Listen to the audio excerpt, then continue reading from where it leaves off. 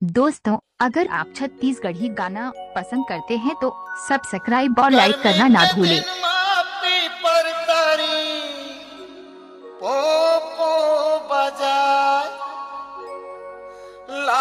mix by DJ Ram Rehan टोला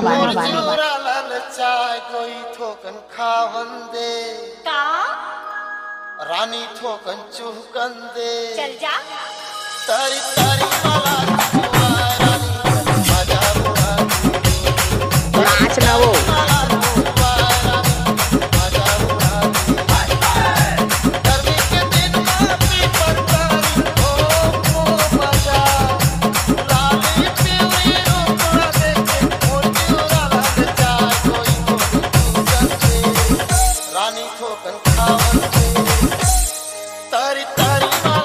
नाच ना वो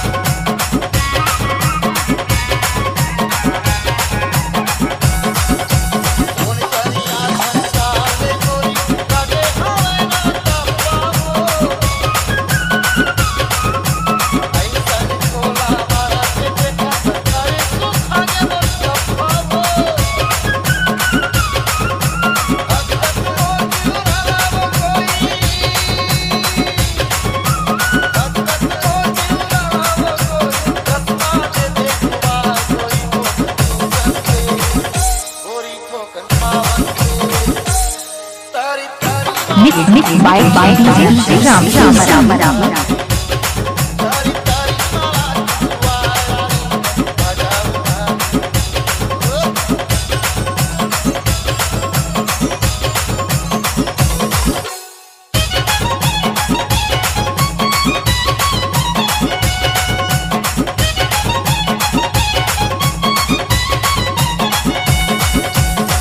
दादा रे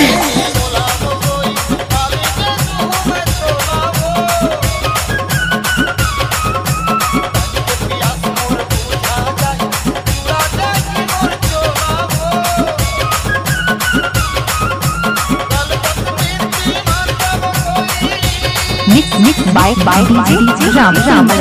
रेहान टोला